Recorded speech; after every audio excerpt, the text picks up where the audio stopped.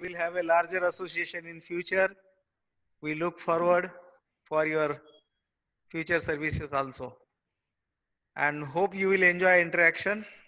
Please feel free to take Anupam services in coordination of this session, and any help is required, he can render it to you. We are always with you, sir. Right, sir. Thank you very much. Thank you. Okay sir, तो फिर हम लोग start करते हैं sir. ठीक है। हाँ sir, sir 5 minute time दीजिए, 5 मिनट टाइम दीजिए सर, मैं सबको कॉल हाँ, कर हाँ, लेता ठीक। हूँ एक बार, तो हाँ, तुरंत वो लोग ज्वाइन हो जाएंगे सर। उसके बाद हम लोग ये करेंगे सर। ओके। एक काम सर आप कर सकते हैं सर, वो बात क्या है कि बताइए। हम लोग का ये जूम का जो है ना सर, ये फ्री वर्जन है, तो फ्री वर्जन के ओके। चलते सर ये क्या हो रहा है कि 40 मिनट्स के इंटरवल में ना ये डिस्कनेक्ट हो जाएगा, उसको फिर से एक बार ओके। कनेक्ट करना पड़ेगा सर। तो जैसे ठीक आप है। गए थे ना उसी हिसाब से चले जाइएगा सर, ये हो जाएगा।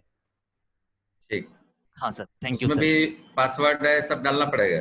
हाँ सर, जैसे आपको दिया ना सर वो आईडी और पासवर्ड, वो आईडी और पासवर्ड को डाल के सर आप जा सकते हैं सर। ठीक है, कोई दिक्कत नहीं। हाँ सर, थैंक यू सर। वो स्टूडेंट लोग सर अभी ज्वाइन कर लेंगे सर, ये लोग बहुत ही सिंसियर है। एकदम चिंता मत कीजिएगा सर, और होपफुली ये लोग बहुत एंजॉय भी करेंगे आपका क्लास। एकदम एंजॉय करेंगे। हाँ एंजॉय हाँ के सर। लिए, क्योंकि हम लोग का मेरा मोटो ये नहीं है कि बस खाली ऐसा बोलो कि जिससे कि सबको नींद आए। हाँ हमारा सर, ये हाँ सर, मोटो है कि सब लोग को इंटरेस्ट आए, हाँ सर, हाँ सर। क्योंकि बुक्स तो पढ़ने के लिए हमेशा मिलता है। हाँ हाँ, एकदम एकदम सही सर। और हाँ, तो इसलिए बुक्स मैं नहीं पढ़ाऊंगा ऐसा। जो निमाई जी है उन्होंने मुझको बोला भी था हाँ कि आप थ्योरी पार्ट छोड़ के और टिप्स दीजिए। हाँ हाँ तो मैं यही कोशिश करूंगा कि अपना जितना मुझको एक्सपीरियंस है उसमें से जितना पार्ट हो सके पॉसिबल, हाँ हाँ और सर। जितना मुझको याद हो सके वो चीज मैं शेयर करूंगा स्टूडेंट। हाँ सर, हाँ सर, एकदम सही सर, एकदम सही बात। क्योंकि हम लोग का लड़का लोग भी बहुत एंजॉय करेंगे, क्योंकि वो लोग भी थोड़ा सिंसियर है, और वो लोग प्लान में भी थोड़ा सा देख चुके हैं। वो लोग का ऑपरेशन मेंटेनेंस आरओजे हुआ है, स्कीम ट्रेसिंग भी हुआ है, तो आरओजे हुआ है मेंटेनेंस, बट क्लासेस जो था वो नहीं हुआ सर। तो इसके चलते सर ये फिर से ऑर्गेनाइज करना पड़ा है, जो कि आप लोग के हेल्प से बहुत अच्छा से ही हो रहा है सर। जरूर होगा। हाँ सर। इसमें मुझको एक चीज बताइए कि ये जो किस बैकग्राउंड से है, सर ये मैकेनिकल से है कि इलेक्ट्रिकल सर ये लोग ना सर या मिक्स्ड है बोथ? सर, ये लोग सर मिक्स्ड है। अच्छा। इलेक्ट्रिकल मैकेनिकल और इलेक्ट्रॉनिक्स भी है। जैसे पीजी कोर्स होता है ना सर, ये लोग सब पीजी स्टूडेंट्स है सर। ठीक है। हाँ, इलेक्ट्रिकल मैकेनिकल सब है सर, सभी है सर, मिक्स्ड है। ठीक। बट ये लोग as a power plant engineer है सर, ये सभी समझते हैं सर एकदम, और अच्छा से समझते हैं एकदम, मतलब काफी ये लोग के पास नॉलेज भी है। हाँ हाँ, एकदम नॉलेज रहेगा, और नॉलेज के साथ ही जुड़ने में, लेकिन हाँ सर, वो ये सर, नॉलेज रहे या न रहे सबके साथ जुड़ने में ठीक है। हाँ सर, ये जो आपको आप लोग का जो सपोर्ट मिलता है सर, आप लोग का टच से क्या होता है, ये लोग का जो नॉलेज है वो और इनरिच होता है, जो कि हम लोग का मेन मोटो है सर। सही बात। हाँ सर। सर ऑलरेडी आ चुके हैं हम लोग का बहुत सारा स्टूडेंट, और थोड़ी देर में सभी आ जाएंगे।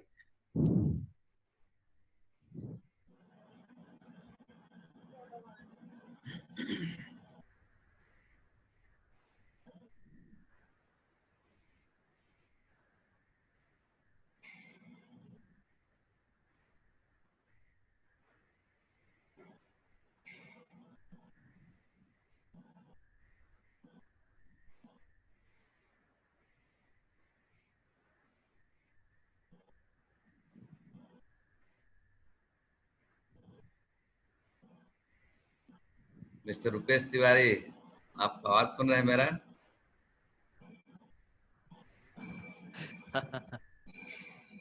रुपेश सर कुछ पूछ रहे हैं। हाँ सर। आवाज सुन रहे हैं, बताइए आपका इस पावर प्लांट में आपने क्या चीज देखा?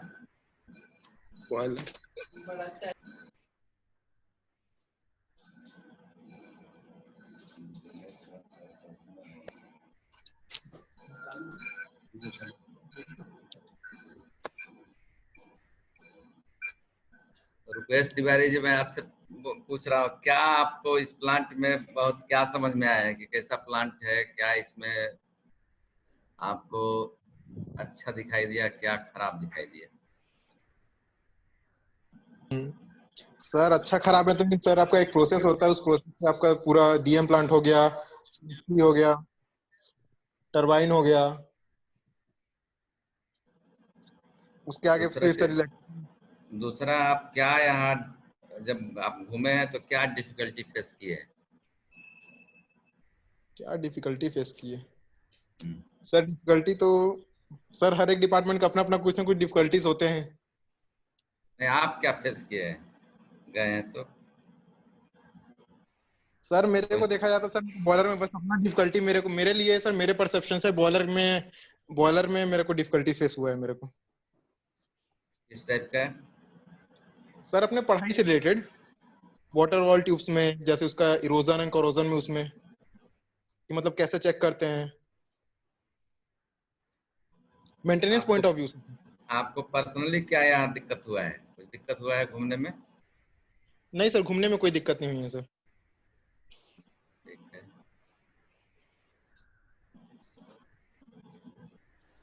नंदिनी, हेलो। नंदिनी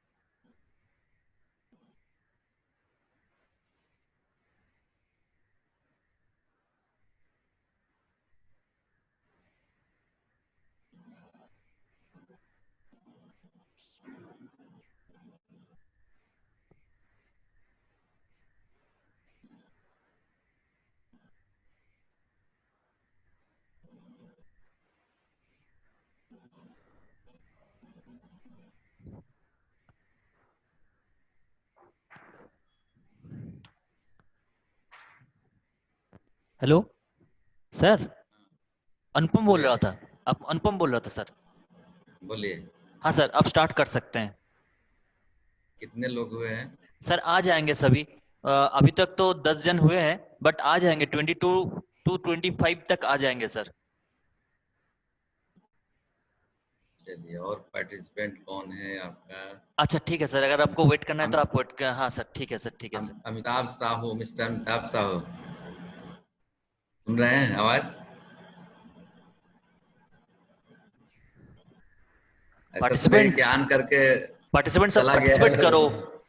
सर कुछ पूछ रहे हैं। Yes, sir. Hello. Yes, sir. Good afternoon, sir.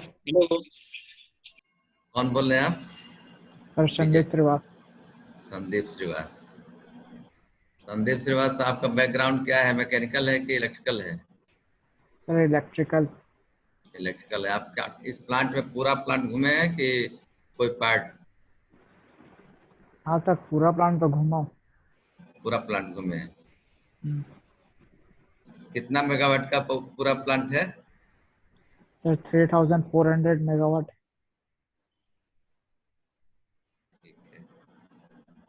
कोल हैंडलिंग प्लांट दोनों स्टेज का घूमे हैं कि एक स्टेज का? सर कोल हैंडलिंग एक ही स्टेज सर, 250 सर। 250 का। तब फिर पूरा 600 का प्लांट, उतना ज्यादा नहीं गए हैं सर। पूरा प्लांट तो घूमे नहीं।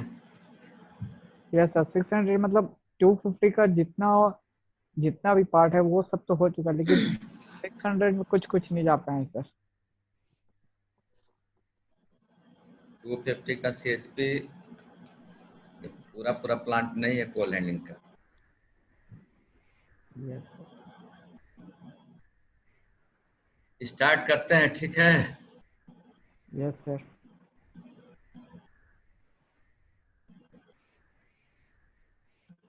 अनुपम, हेलो। सर बोलिए सर, अनुपम बोल रहा हूँ। अनुपम, स्टार्ट करते हैं। हाँ सर, स्टार्ट कीजिए sir. Good afternoon everybody. Good afternoon, sir.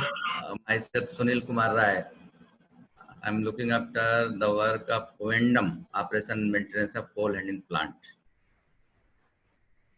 Basically, I have spent most of the time in coal handling plant maintenance, but some little time in boiler also, like boiler tube maintenance and rotary part.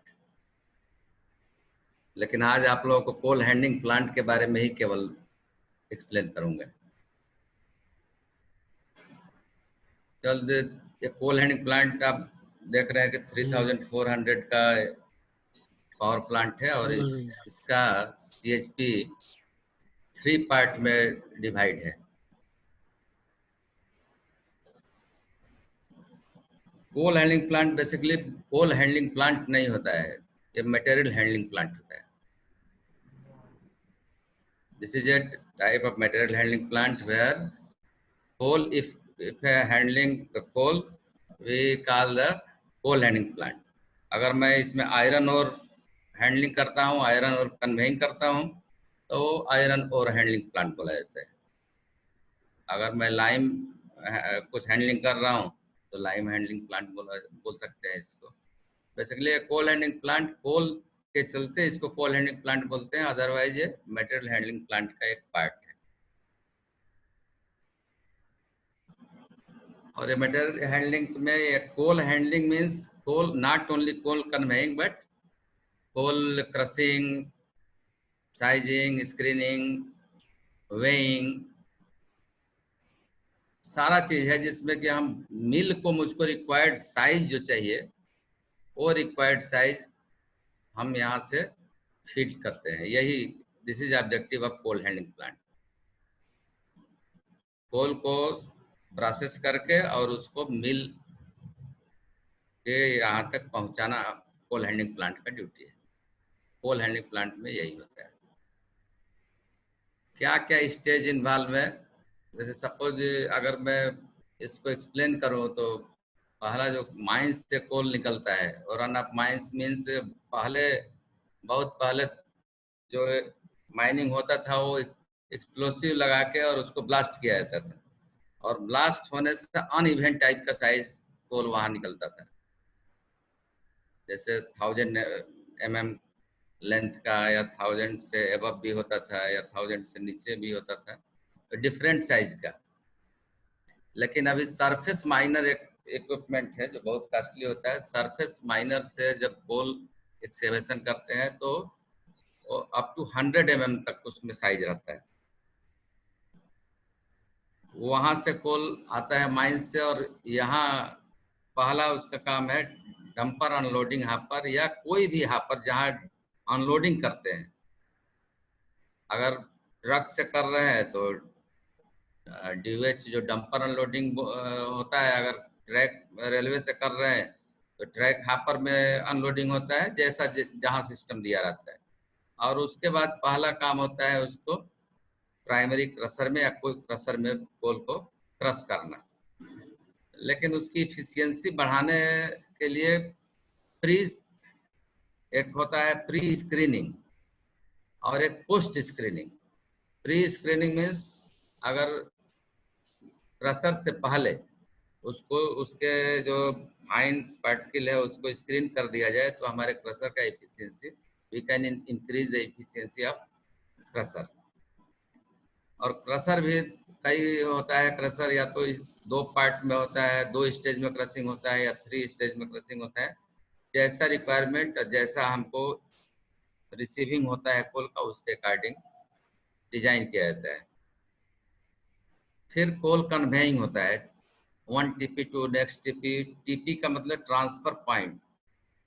Transfer point देने का ये objective रहता है कि कभी भी conveyor 90 degree पर बहुत कम स्पेस में टर्न नहीं हो सकता है, इसलिए ट्रांसफर पॉइंट देते हैं कि वहां किसी भी एंगल में टर्न कर सकते हैं दूसरे कन्वेयर। और सारे सेफ्टी फीचर्स हैं, जैसे मैग्नेटिक सेपरेशन होता है। अगर कोई फॉरेन पार्टिकल आ गया मेटल में, अगर फॉरेन पार्टिकल आ गया अगर कोल में, तो वो आगे मिल में डैमेज करेगा। इसलिए जितना कोशिश करते हैं कि जितना हो सके वो सारे फॉरेन मटेरियल को अलग कर लें। उसके बाद एक ब्लेंडिंग, कोल का ब्लेंडिंग होता है। कोल का ब्लेंडिंग किस लिए जरूरत है? जो हमारे बॉयलर को जरूरत होता है जिस जीसीबी कोल का, अगर वो जीसीबी कोल नहीं मिल रहा है तो उसके लिए हम डिजाइन करते हैं कि हमको किस किस जीसीबी का कोल मिलाएंगे कि रिक्वायर्ड जीसीबी का कोल बॉयलर में फीड हो सके। लॉन्ग डिस्टेंस ट्रांसपोर्टेशन, ये भी एक पार्ट है। हर जगह ऐसा नहीं है कि बस प्लांट के जस्ट बगल में माइंस हो, बहुत जगह माइंस बहुत दूर दूर होते हैं। तो लॉन्ग डिस्टेंस ट्रांसपोर्टेशन, अगर बहुत ज़्यादा लॉन्ग डिस्टेंस है तो रेलवे से करते हैं, अदरवाइज फिर सी के थ्रू, सी पोर्ट के थ्रू भी आता है। और लॉन्ग में अगर कोई थोड़ा कम डिस्टेंस है, 7 किलोमीटर 8 किलोमीटर, वहाँ पाइप कन्वेयर भी यूज करते हैं। डंपर के थ्रू भी ट्रांसपोर्टेशन होता है। हमारा फाइनली फीडिंग जो करना है कोल बंकर में, इसी के लिए कोल्ड हैंडलिंग प्लांट लगाया जाता है। लेकिन कोल हैंडलिंग प्लांट में ऐसा नहीं है कि जितना रिक्वायरमेंट हमेशा रहता है बॉयलर को, उसी रिक्वायरमेंट के हिसाब से हमको कोल रिसीव भी होता हो, क्योंकि कोल रिसीविंग अपने कंट्रोल में नहीं रहता है, वो आउट ऑफ कंट्रोल रहता है। दूसरे जगह से आना है, कभी रोड ब्लॉकेज हो सकता है, कभी माइंस में कुछ प्रॉब्लम होने के चलते माइनिंग डिस्टर्ब हो सकता है। इसके लिए स्टॉक यार्ड डेवलप किया जाता है प्लांट के अंदर में। स्टॉक यार्ड का इसलिए डेवलप करते हैं कि उसको रिजर्व स्टॉक रखेंगे और जिस समय ज़रूरत होगा, अगर बाहर से कोल नहीं आ रहा है, उस समय उसको कोल को यूज करेंगे। लेकिन अगर यार्ड में कोल रखते हैं तो क्योंकि उसमें वोलेटाइल मटेरियल होता है तो फायर लगने का चांस उसमें रहता है, इसलिए फायर फाइटिंग सिस्टम भी यहाँ लगा रहता है और उसके थ्रू हम लोग फायर को क्वेंचिंग करते हैं। रेनी सीजन के लिए तारपोलिन को से ढकते हैं ताकि कोल में ज़्यादा मॉइस्चर नहीं जाए। ज़्यादा मॉइस्चर होगा तो चोकिंग करेगा और आगे फिर इफिशियंसी बॉयलर का घटेगा। बहुत सारे जगह टनल बने रहते हैं, टनल में उसका टनल का पानी कैसे निकले वाटर, इसके लिए सम्प पंप लगे रहते हैं जिससे कि वहाँ का वाटर डिस्चार्ज हो सके। अभी प्रेजेंट सिस्टम क्या जेपीएल में, जिंदल पावर लिमिटेड में प्रेजेंट सिस्टम क्या है? 250 मेगावाट, जो 250 का यूनिट है 1000 मेगावाट, इसका सीएचपी 3 पार्ट में बटा हुआ है। पहला पार्ट है माइनिंग एंड। माइन एंड में जहाँ की माइन से कोल आता है और क्रशिंग, स्क्रीनिंग, ये सारे चीज होते हैं और वहाँ से कोल ट्रांसपोर्टेशन होता है। 7 किलोमीटर दूर हम लोगों का ये प्लांट है वहाँ से। तो जो CHP 2 जिसको बोलते हैं, वो पाइप कन्वेयर लगा है 7 किलोमीटर लंबा, 1500 TPH कैपेसिटी का। वहाँ से माइन से कोल ट्रांसपोर्टेशन होता है प्लांट एंड में, और प्लांट एंड में फिर जो थर्ड CHP है, यहाँ से कोल फीडिंग होता है, बंकरिंग होता है या स्टेकिंग होता है या 600 CHP को दिया जाता है। तो यहाँ का CHP 3 पार्ट में बोल सकते हैं, 3 पार्ट में है। जैसे सम फोटोग्राफ्स है, ये हमारा जो CCPC है, cross country pipe conveyor, 7 kilometre long. इस सिंगल फ्लाइट कन्वेयर है जिसका स्टार्टिंग एंड में ट्रांसफर पॉइंट है जहाँ से कोल रिसीव करता है and discharge to plant end, और प्लांट एंड में जो ट्रांसफर पॉइंट है वहाँ डिस्चार्ज करता है। जिस समय बना था ये वर्ल्ड का लार्जेस्ट पाइप कन्वेयर था। 1500 TPH 7 किलोमीटर का कोई कन्वेयर पाइप कन्वेयर में वर्ल्ड में नहीं था। आज अभी और हो गया है, लेकिन उस समय जिस समय बना था उस समय this was largest conveyor, largest pipe conveyor. This is geographical view of CCPC cross country pipe conveyor. TP5 CHP mine and से स्टार्ट होता है और स्टार्ट होते हुए यहाँ TP3 प्लांट एंड में डिस्चार्ज करता है। ये इनसाइड CHP का एक व्यू है, पिक्चर। कोल फ्लो डायग्राम, अगर इसको डायग्राम में मैं दिखाऊं तो इसका ये है कि कोल माइन से कोल आता है CHP mine and, CHP mine and से क्रॉस कंट्री पाइप कन्वेयर के थ्रू CHP प्लांट एंड में आता है और यहाँ से कोल बंकरिंग होता है या कोल स्टेकिंग होता है या रिक्लेमिंग होता है। CHP जो माइन एंड का लाइन डायग्राम है, यहाँ DOH dumper unloading hopper, dumper unloading hopper के बाद चेन फीडर यहाँ अनलोड होता है, तो अनलोड होने के बाद जो फीडर होते हैं वो चेन फीडर यहाँ लगा हुआ है। फीडर कई टाइप के हैं, चेन फीडर है, एप्रॉन फीडर है, वाइब्रो फीडर है। जिस टाइप का पैडल फीडर होता है, ये 4 टाइप का फीडर मेरे नॉलेज में।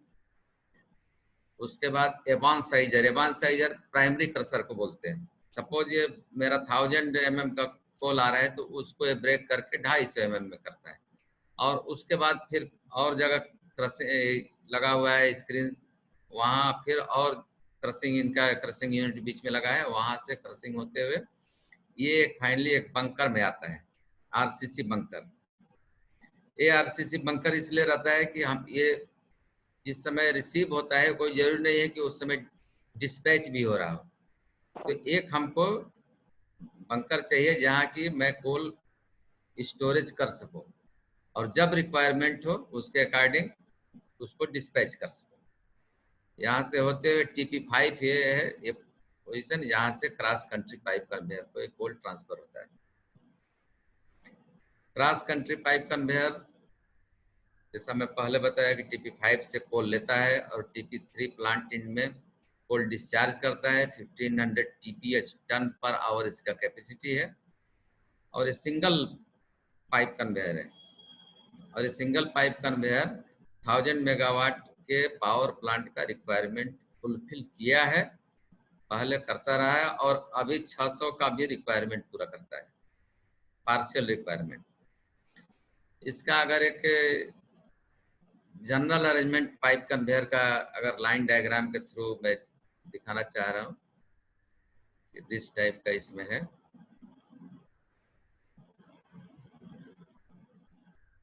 यहाँ से कोल फीडिंग, जो माइन सीड का कोल फीडिंग होता है, यहाँ से रिसीव करता है, यहाँ जाके यहाँ डिस्चार्ज करता है ये सारे, और डिस्चार्ज करके यहाँ RBF रिवर्सेबल बेल्ट फीडर लगा हुआ है प्लांट एंड में, और यहाँ से फिर आइदर 600 को जाता है या बंकरिंग होता है या स्टेकिंग होता है।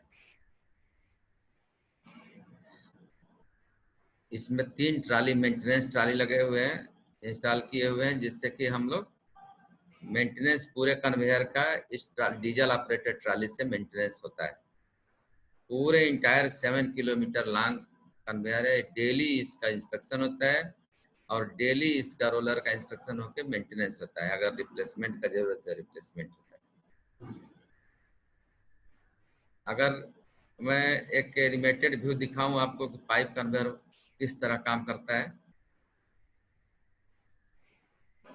तो ये एनिमेटेड व्यू है, यहाँ से होता है। यहाँ फ्लैट कन्वेयर फ्लैट पोर्शन में रहता है, फिर यहाँ फोल्ड होता है, पाइप शेप में होता है, और पाइप शेप से होके फिर अगेन ये डिस्चार्ज पॉइंट पर फिर से फ्लैट होता है और फ्लैट होके वहाँ डिस्चार्ज करता है।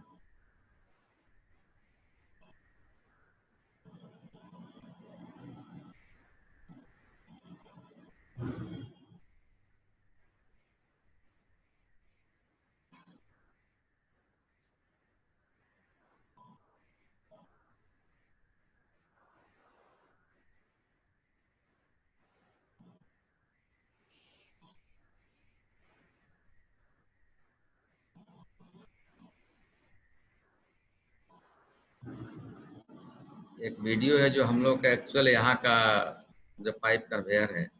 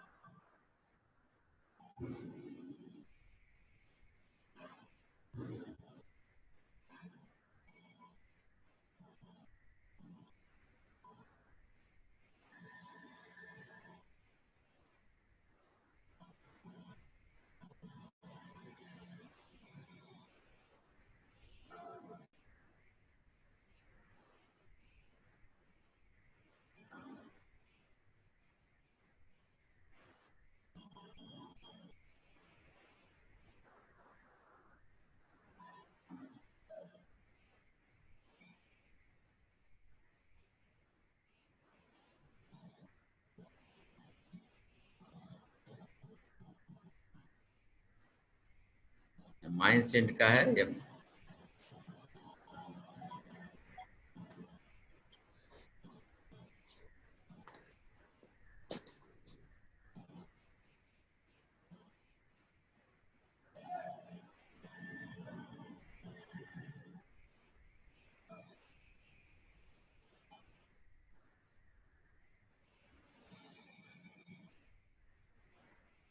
This is maintenance trolley. Sir video show ही नहीं हो रहा है सर, ये हेलो, वीडियो शो नहीं हो रहा है। वीडियो शो नहीं हो रहा है। नहीं सर, वीडियो शेयर नहीं हो रहा है। Screen sharing is past. Sir prepared ही दिख रहा है सर।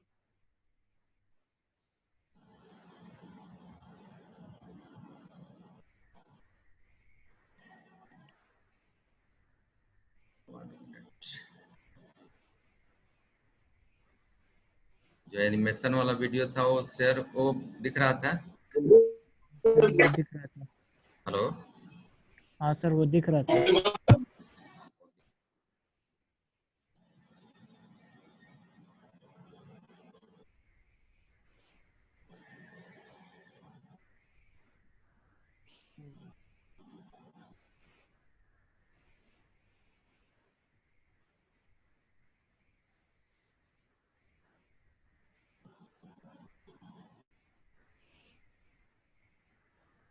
अभी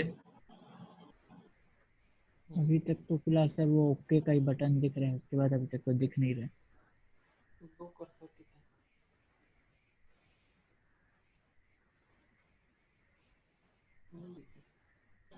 नहीं दिख रहा है। नहीं दिख रहा है सर।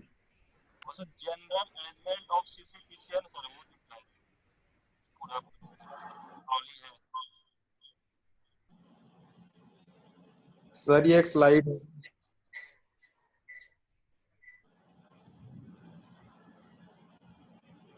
अरे वो स्लाइड में रन कर रहे हैं वीडियो। वीडियो अलग से सर रन स्लाइड करता में हूँ। ही वीडियो आती है या फिर सर अलग से वीडियो? स्लाइड में रन कर रहे हैं।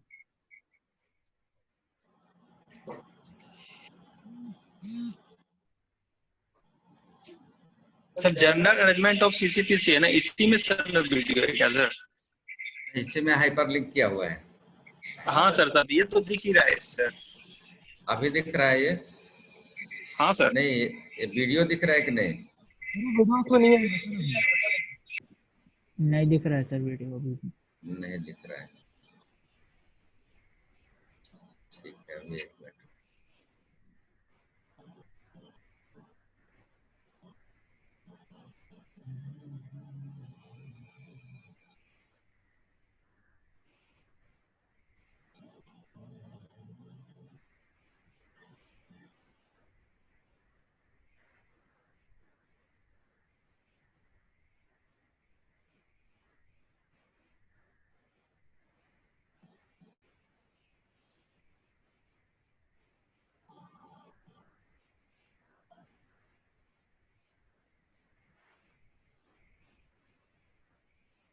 अभी अभी तो सर शो नहीं हुआ है अभी तक।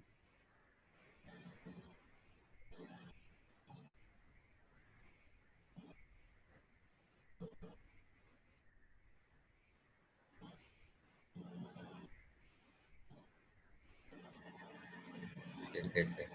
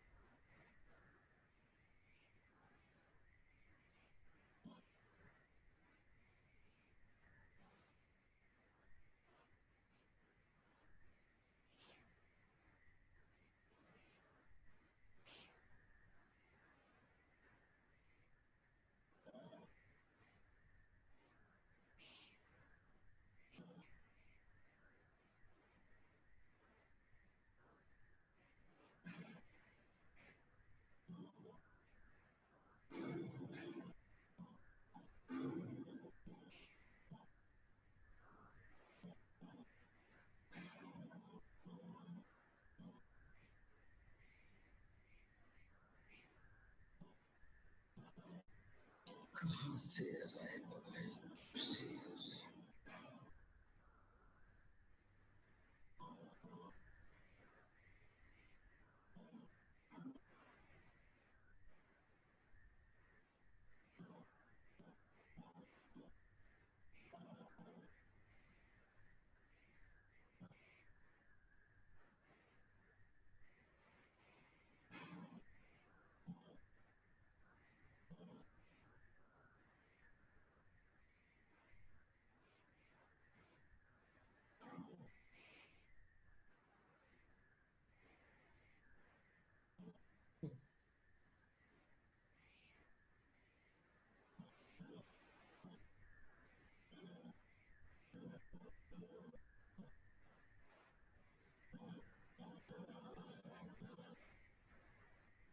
Hello yes hello, sir. आवाज आ रहा है? Yes sir. यस सर, आ रहा। हाँ सर आ रहा है। अभी वीडियो आ रहा है कोई? नहीं सर। वीडियो नहीं आ रहा है। मोटर नहीं चल रहा है।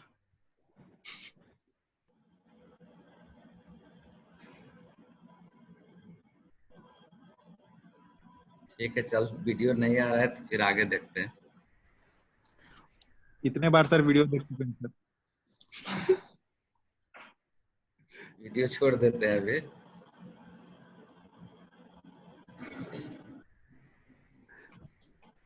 सर ऊपर सेटअप स्लाइड्स में जाके होगा सर वो। अब तो मुझको नहीं मालूम है भाई। छोड़ देता ना, वीडियो कोई जरूरी है, वीडियो बाद में देखेंगे। ठीक है, ये तो दिख रहा है स्लाइड। Yes sir. ये स्लाइड दिख रहा है कि नहीं दिख रहा है अभी? यस सर, दिख रहा है अभी। दिख रहा है। चलिए, मेंटेनेंस ट्राली का एक ऐसा अरेंजमेंट दिया है जहाँ की कन्वेयर पर कभी भी रहते हुए और कन्वेयर को स्टॉप कर सकते हैं। क्योंकि अगर मेंटेनेंस ट्राली पर आदमी चल रहा है और वहां से देख रहा है कि कुछ कन्वेयर में इमरजेंसी है, इमरजेंसी स्टॉप करना है, तो उसको इमरजेंसी स्टॉप यहाँ वायरलेस सिस्टम दिया हुआ है जिससे कि स्टॉप कर सकता है।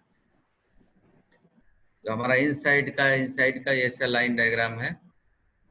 पोल ये सीसीपीसी से यहाँ आता है TP3 पर। TP3 से यहाँ या तो 600 को जा सकता है, या स्टेकिंग हो सकता है, या बंकरिंग हो सकता है इसके थ्रू। यहाँ पोल यार्ड, 3 पोल यार्ड लगे हैं यहाँ पे, और 2 स्टेकर रिक्लेमर। ये डंपर अनलोडिंग हापर है जहाँ की डंपर से अनलोड कर सकते हैं। इसी पर मोबाइल कर्सर भी लगा हुआ है।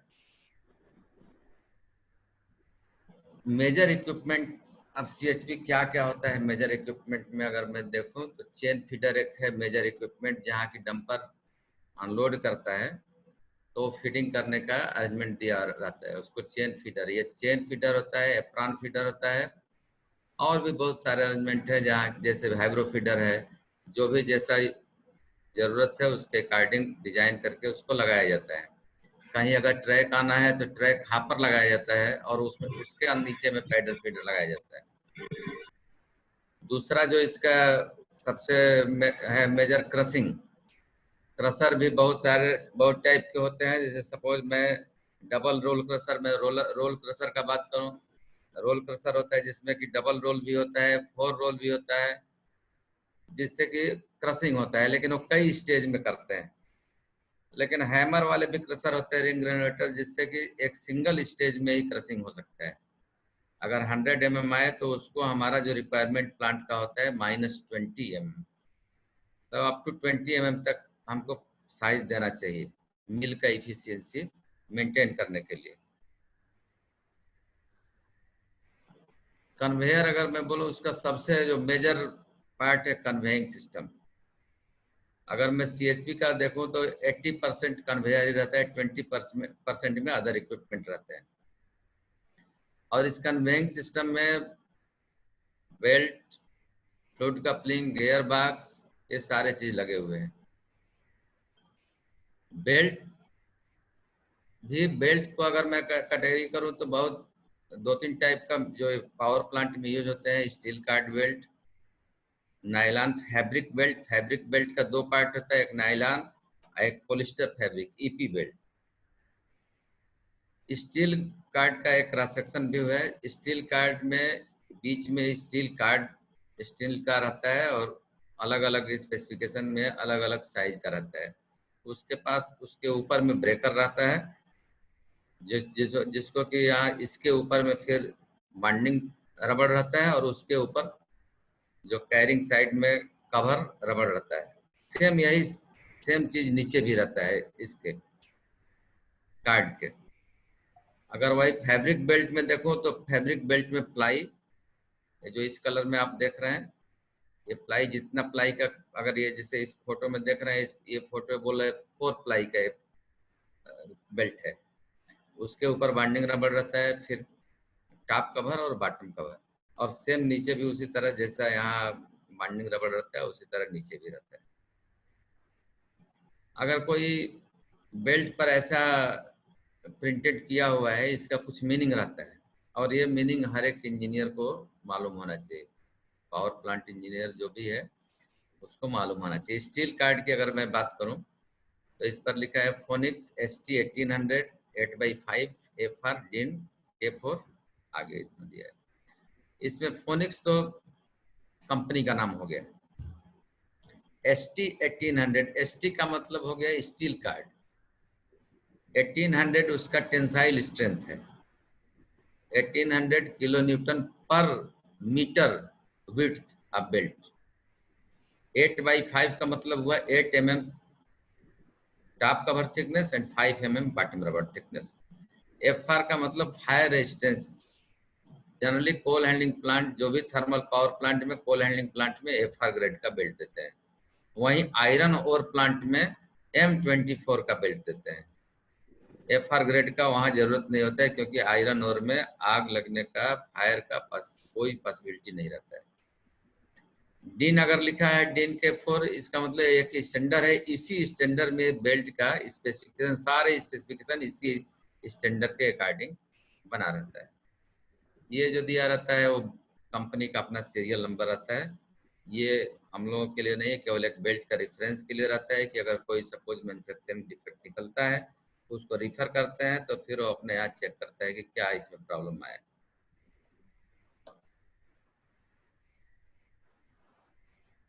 ये हर एक जो बंकर के ऊपर में TT ट्रेवलिंग ट्रिपर, क्योंकि कहीं अगर बेल्ट ट्रेवलिंग ट्रिपर नहीं लगाएंगे तो केवल एक बंकर में फिटिंग हो सकता है, दूसरा तीसरा चौथा बंकर में नहीं फिटिंग होगा।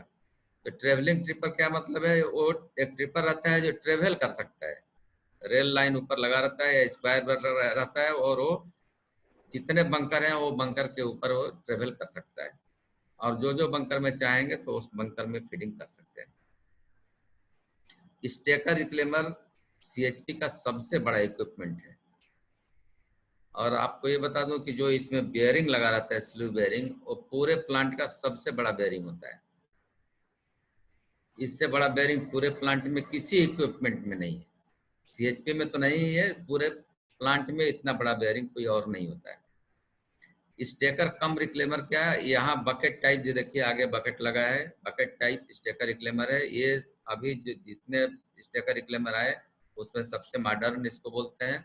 अदरवाइज पहले जो पहले ओल्ड में या तो रिक्लेमर रहता था या स्टेकर रहता था या अदर और टाइप का फ्रंट टाइप का रिक्लेमर रहता था जो कि बहुत ज़्यादा मेंटेनेंस लगता है। लेकिन ये हम लोगों का जितना अभी रिसेंट स्टेकर रिक्लेमर बकेट टाइप का है वो सारे सबसे कम मेंटेनेंस और इफिशिएंट होता है। माइनर इक्विपमेंट में मैं बोलूं तो गियर बॉक्स है, फ्लूइड कपलिंग है। गियर बॉक्स जनरली जो हम लोग के यहाँ लगा रहता है बीवेल हेलिकल गियर बॉक्स लगा रहता है, लेकिन और जगह यूज के हिसाब से और टाइप के भी, लेकिन जो कन्वेइंग सिस्टम कन्वेयर में है वो बीवेल हेलिकल ही रहता है। ये एक इसका व्यू है, ये दिखाई दे रहा है। Yes sir. ये हम लोग का प्लांट का जो ये है देख रहे हैं बीवेल हेलिकल। बीवेल यहाँ होता है इसका व्हील और हेलिकल इसका पिनियन रहता है, इसलिए बीवेल हेलिकल इसको बोलते हैं। ये 3 स्टेज में है, 1 2 3 स्टेज।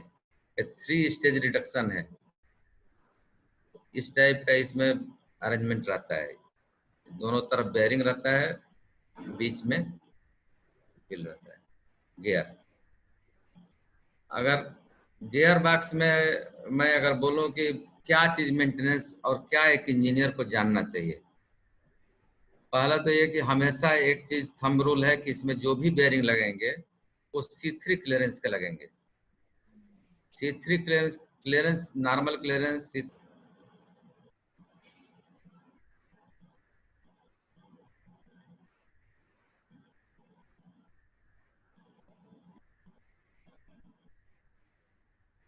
यही थे हम लोग। हेलो, हाँ सर।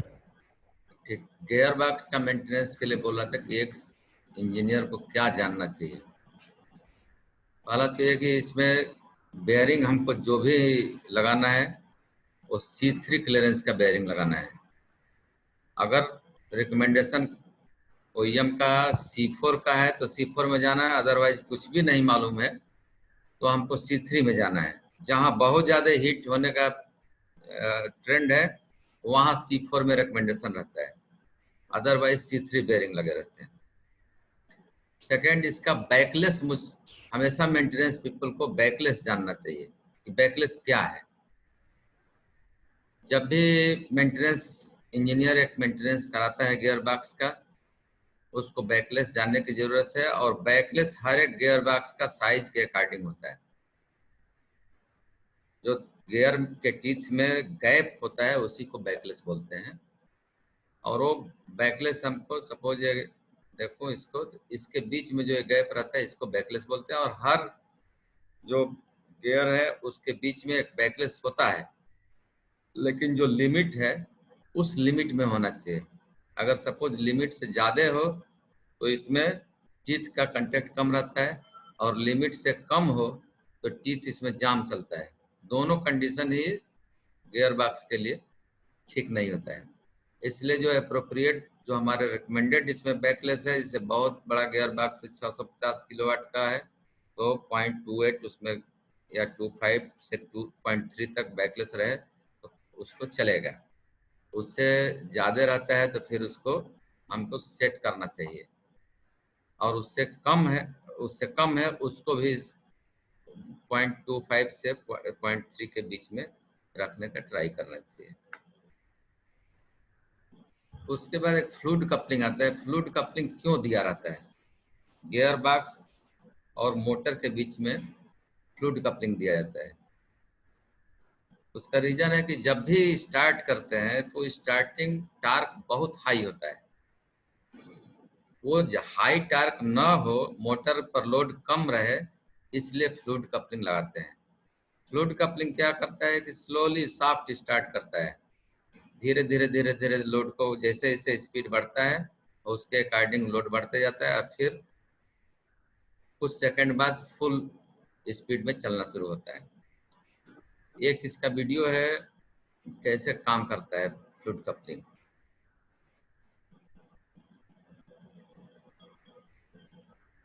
ये वीडियो दिखाई दे रहा है? नहीं चल रहा है सर वीडियो। वीडियो नहीं चल रहा है।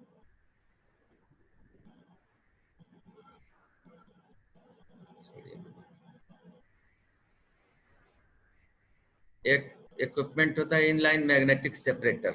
इनलाइन मैग्नेटिक सेपरेटर क्या है?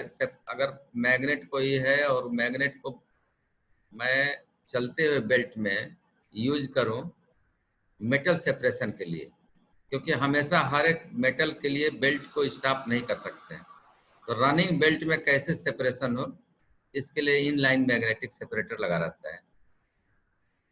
इनलाइन मैग्नेटिक सेपरेटर यह है कि बेल्ट चल रहा है और उसके ऊपर जो इसमें ऑन करते हैं इसके मैग्नेट को, और इसमें भी बेल्ट रहता है, और ऑनलाइन जैसे चलते रहता है बेल्ट उसी समय ये थ्रो करते रहता है मेटल को। लेकिन ये थ्रो करता है किसको? जिसमें कि मैग्नेट काम करता हो। लेकिन ऐसा नॉन फेरस मटेरियल रहेगा उसमें मैग्नेट ये काम नहीं करता है।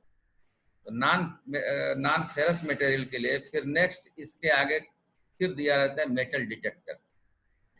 वो डिटेक्ट करता है, लेकिन इसका ड्रॉबैक है ये कि ये डिटेक्ट करेगा तो बेल्ट को ट्रिप करेगा, और बेल्ट को ट्रिप करेगा फिर मैनुअली उसको अगर कोई आदमी खोजता है फिर मेटल को निकालता है, तो इसमें डिले होता है। इसीलिए एकदम लास्ट में इसको देते हैं ताकि हर एक चीज इसको सेपरेट करके जो फाइनली एक दो पीस कभी कहीं बचे उसके लिए मेटल डिटेक्टर फाइनल जो बेल्ट होता है बंकर के ऊपर उसमें लगाते हैं। सम्प पंप तो आप लोग देखें, सम्प कोई पीट बनाया हुआ है और उसमें से निकालने के लिए वाटर अगर कोई टनल है वहाँ लगा रहता है। इलेक्ट्रिक फाइस्ट हमेशा मेंटेनेंस के लिए इलेक्ट्रिक फाइस्ट का जरूरत होता है, क्योंकि ट्रांसफर पॉइंट पर कोई मटेरियल ले जाना, वहाँ से वो नीचे उतारना, कोई अगर वेट ज़्यादा है उस मटेरियल को नीचे ऊपर करना है तो उसके लिए इलेक्ट्रिक फाइस्ट रहता है, क्योंकि चेन ब्लॉक से बहुत ही डिले होता है। इसके लिए इलेक्ट्रिक रहता है जिससे कि आदमी इजिली कोई सामान को ऊपर कर सकता है और ऊपर से सामान को नीचे कर सकता है। ये केवल मेंटेनेंस पॉइंट ऑफ व्यू के लिए इलेक्ट्रिक फाइस्ट है, अदरवाइज ऑपरेशन से इसका कोई मतलब नहीं। अब कोल हैंडलिंग प्लांट का एक बहुत जो बोलेंगे क्या मंत्र है, बहुत तो मेंटेनेंस का फिलॉसफी चारों पूरा वर्ड में दिया जाता है कि ऐसा करना चाहिए वैसा करना चाहिए, लेकिन अगर एक इनिशियल में मैं बोलो फर्स्ट लुक में तो LLF होता है, लुक, लिसन और फील। ये तीन चीज ऑपरेशन और मेंटेनेंस के इंजीनियर को इम्प्लीमेंट करना चाहिए थ्योरी। अगर ये तीन करते हैं, ऑपरेशन का आदमी अगर रोज देखता है सिस्टम को, उसके आवाज साउंड को सुनता है और टच करके उसके टेम्परेचर को फील करता है, तो समय से पहले, ब्रेकडाउन होने से पहले उस डिफेक्ट को आइडेंटिफाई कर लेता है। यही काम मेंटेनेंस इंजीनियर भी देखता है कि हमारे सिस्टम का क्या पोजीशन है, और यही तीनों चीज करता है तो उसको भी ये फीलिंग आता है कि हाँ ये हमारे सिस्टम में प्रॉब्लम आ रहा है, कोई एबनॉर्मल साउंड है या हमारा टेम्परेचर पिछले दिन से या उससे पहले से अभी इंक्रीज हो रहा है। तो टेम्परेचर इंक्रीज होना ये सिग्नल दे रहा है कि आपके इक्विपमेंट में कुछ ना कुछ डिटोरिएशन हो रहा है। कोई साउंड आना ये भी इंडिकेट करता है कि कोई ना कोई डिटोरिएशन हो रहा है। लूप, अगर बेल्ट को आप डेली आंख से देखते हैं, उसको देखने से आपको ज्वाइंट का कंडीशन और अदर्स इक्विपमेंट का कंडीशन आपको दिखने लगेगा। तो ये LLF अगर रहे, अगर मेंटेनेंस ऑपरेशन और मेंटेनेंस इंजीनियर करे तो ब्रेकडाउन को बहुत ही कम कर सकता है। अगर ब्रेकडाउन को कम कर दिया है तो हमारे लिए बहुत बड़ा अचीवमेंट है, किसी पावर प्लांट के इंजीनियर के लिए या किसी पावर प्लांट के लिए, किसी इंडस्ट्री के इंजीनियर के लिए एक बड़ा अचीवमेंट होता है। क्योंकि ब्रेकडाउन होता है तो वो इक्विपमेंट तो ब्रेकडाउन में एक उसका पार्ट डैमेज होता है और अदर्स पार्ट को भी डैमेज करता है। तो जो चीज एक पार्ट चेंज करने से काम हो सकता था, वो हमको उसके साथ कई पार्ट चेंज करने पड़ते हैं। और आज के वर्ल्ड में जो कॉम्पिटिटिव एरा है, इसमें सबसे बड़ा वाइटल चीज सब लोग मेंटेनेंस कर रहे हैं, सब लोग ऑपरेशन कर रहे हैं, लेकिन उसमें जो इफिशिएंट ऑपरेशन कर पा रहा है, जो इफिशिएंट मेंटेनेंस कर पा रहा है, वही सक्सेस है। अदरवाइज और लोग और इंडस्ट्री पीछे, वही इक्विपमेंट एक इंडस्ट्री में लगा रहता है, वही इक्विपमेंट दूसरे इंडस्ट्री में लगा रहता है, लेकिन एक इंडस्ट्री आगे सक्सेस करता है और दूसरा इंडस्ट्री सक्सेस नहीं करता है। उसका सबसे बड़ा रीजन है कि इफिशिएंट मेंटेनेंस और इफिशिएंट ऑपरेशन नहीं हो रहा है, इसीलिए दूसरा इंडस्ट्री पीछे रह जा रहा है। और यही काम के लिए हमारे पास जो भी एक्सपर्ट को हम लोग खोजते हैं कि हमारा कोई मेंटेनेंस इंजीनियर बहुत एक्सपीरियंस्ड हो और बहुत इंटेलिजेंट हो, इसी चीज के लिए कि हमारा ब्रेकडाउन नहीं हो, सही से मेंटेनेंस हो और कास्ट कम लगे। अब ये कम लगे तो क्या करेंगे, क्या करना चाहिए जिससे कि हमको ये ब्रेकडाउन न हो? पहला तो प्रिवेंटिव मेंटेनेंस। प्रिवेंटिव मेंटेनेंस क्या है?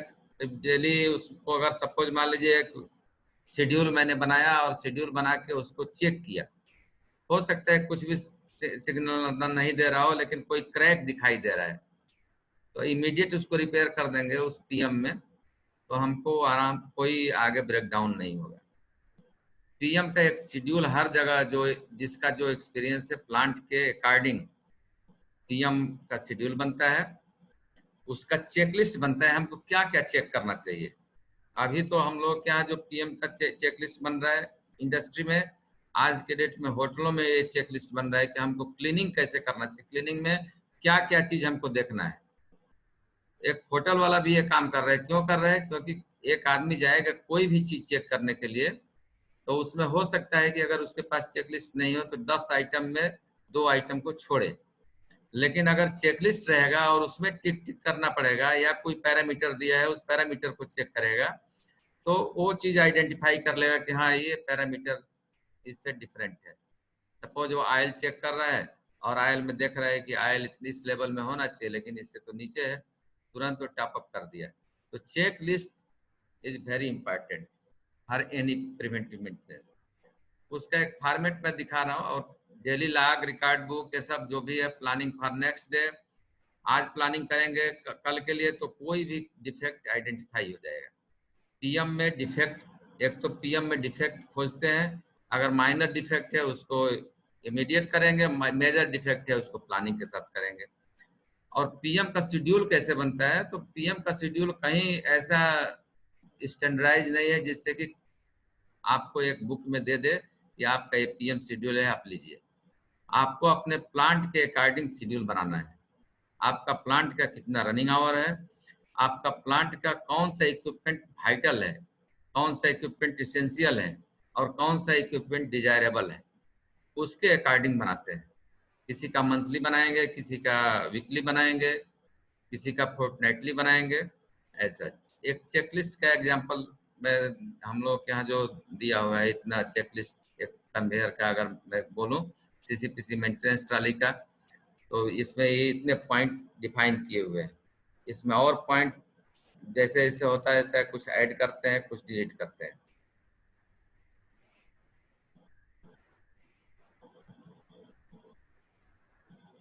दूसरा प्रिडिक्टिव मेंटेनेंस। प्रिडिक्टिव क्या होता है? सपोज ये तो हम प्रिवेंटिव मेंटेनेंस कर दिया, जो जनरल सफाई उफाई कोई डिफेक्ट करने के लिए। जैसे मैं आयल का कंडीशन हमको पता कैसे होगा? आयल का एनालिसिस करेंगे और आयल का एनालिसिस करने के बाद जो रिजल्ट आता है उसके अकॉर्डिंग उस आयल का फिर से, या तो मैं हाइड्रोलिक आयल है तो उसमें से मॉइस्चर अगर ज़्यादा है तो मॉइस्चर हटाएंगे, अगर उसमें गियर आयल है उसका विस्कोसिटी कम हो गया तो चेंज करेंगे, ज़्यादा हो गया तो भी चेंज करेंगे। तो ऐसा प्रिडिक्टिव मेंटेनेंस यही है कि मैं कोई प्रिडिक्शन कर सकूं कि हाँ इसको हमको बदलना चाहिए। बेल्ट ज्वाइंट का इंस्पेक्शन करेंगे, बेयरिंग इंस्पेक्शन। बेयरिंग इंस्पेक्शन भी एक सीएचपी का बहुत ही इंपॉर्टेंट थिंग्स है। बेयरिंग अगर सपोज मैं बेयरिंग इंस्पेक्शन करता हूँ और उस इंस्पेक्शन में मुझको उसका क्लियरेंस ज़्यादा मिलता है, मैं प्लानिंग के हिसाब से उसको नेक्स्ट 1 या 2 डेज या 3 डेज में उसको चेंज करूंगा। मेरा चेंज करने से क्या मुझको बेनिफिट मिला प्रिडिक्टिव मेंटेनेंस से? बेयरिंग अगर सपोज मैं टाइमली चेंज करता हूं तो मेरा स्लीव जो उसके साथ लगा हुआ है वो रीयूज हो सकता है। दूसरा, हमारा पुल्ली का शाफ्ट, जो बेयरिंग अगर टाइम से चेंज नहीं करेंगे वो शाफ्ट डैमेज हो सकता है, जिससे कि पूरा पुल्ली चेंज करना पड़ेगा, वो सेव हो सकता है। और डाउन टाइम, जो हमारा सिस्टम का डाउन टाइम है, वो डाउन टाइम मैं रिड्यूस कर सकता हूँ। तो ये हमको प्रिडिक्टिव मेंटेनेंस। वाइब्रेशन एनालिसिस, अगर सपोज वाइब्रेशन का एनालिसिस करते हैं, वाइब्रेशन उसका रीडिंग लेके और उसका एनालिसिस करते हैं, और उसमें अगर कोई चीज आइडेंटिफाई होती है कि इसका वाइब्रेशन ज्यादा है, फिर एनालिसिस करते हैं कि ये ज्यादा क्या क्यों है, तो वाइब्रेशन से पता चलता है कि इसमें इस बेयरिंग में प्रॉब्लम है या गियर में प्रॉब्लम है, और उसके अकॉर्डिंग उसको फिर प्लान करके मेंटेनेंस करते हैं। तो ये सारे चीज जो मोटर करंट एनालिसिस, अगर मोटर करंट एनालिसिस में प्रीवियस रिकॉर्ड देख रहा हूँ कि सपोज एक्स एम्पियर है होना चाहिए, लेकिन अभी एक्स प्लस समथिंग आ रहा है, तो फिर मैं मोटर को टाइम से चेंज करूंगा तो उसका बाइंडिंग हमको उसका सेव कर सकते हैं, उसका बेयरिंग सेव कर, सब कुछ सेव कर सकते हैं उसका। और ये सारे सेव करेगा यही कि हमारा ब्रेक डाउन नहीं हो। मेंटेनेंस का ये सबसे बड़ा ऑब्जेक्टिव है। जितना मैं प्रिवेंटिव प्रिडिक्टिव मेंटेनेंस करूंगा उतना ही मेरा ब्रेक डाउन कम होगा। और ये ग्राफ है कि अगर जैसे पीएम और ये मेरा प्रिडिक्टिव मेंटेनेंस सही हो रहा है, उसके अगर सही हो रहा है उसका यही सिंबल है कि हमारा ब्रेकडाउन मेंटेनेंस घट रहा है। तो जो भी हायर पोस्ट पर बैठा है वो आदमी यही एनालिसिस करता है कि ये हमारा प्रिवेंटिव मेंटेनेंस और प्रोडक्टिव मेंटेनेंस इतना हुआ, ब्रेकडाउन कितना हुआ। अगर ब्रेकडाउन ज्यादा हो रहा है इसका मतलब कि प्रिवेंटिव मेंटेनेंस और प्रोडक्टिव मेंटेनेंस ऑनेस्टली नहीं हो रहा है। थर्ड, एक अगर कोई हमारा प्रॉब्लम आ रहा है बार बार रिपीटेटिव प्रॉब्लम में, उसका हमको रूट काज एनालिसिस करना चाहिए कि आखिर में क्यों हो रहा है ऐसा। अगर रूट काज एनालिसिस होगा और रूट काज एनालिसिस होगा उसमें मुझको मिलेगा कि ये इस चीज से हो रहा है, तो उसको आइडेंटिफाई करके और उस चीज को हम अगर रिप्लेस करते हैं या उसमें मॉडिफिकेशन करते हैं तो फिर मेरा नेक्स्ट नहीं होगा। जैसे ये सीसीपीसी का एक पुल्ली था, सीसीपीसी का पुल्ली था और ये बार बार यहाँ क्रैक आ जा रहा था सेल में। फिर इसका रूट काज एनालिसिस हुआ। रूट काज एनालिसिस में पता चला कि इसका थिकनेस, जो सेल का थिकनेस है 20 mm है, इसके जितना चाहिए उतना नहीं है रिक्वायर्ड साइज। सेकेंड, इसमें एनालिसिस किया गया कि ये इसका साइज शाफ्ट का जो डाया है वो कम है, उसके चलते वो सैगिंग हो रहा है शाफ्ट में। और जब ये सारे चीज को जब हम लोग इसको चेंज किए तो पता चल रहा है कि अभी 8 साल से वो फुल्ली अभी तक कोई ब्रेकडाउन नहीं हुआ।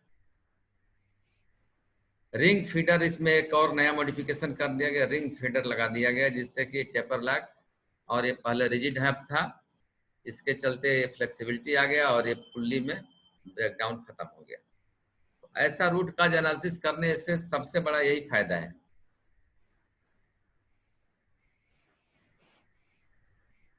एक सीसीपीसी आइडलर का भी फेलियर हो रहा था, सीसीपीसी में आइडलर इस टाइप का, और इसमें एनालिसिस किया गया कि ये जो इसका दिया है, पहले नाइलान केज था, नाइलान केज के बाद फिर इसको एनालिसिस किया गया कि मेल्ट हो जा रहा है, फिर और एनालिसिस किया गया और क्या है तो इसका विड्थ कम है।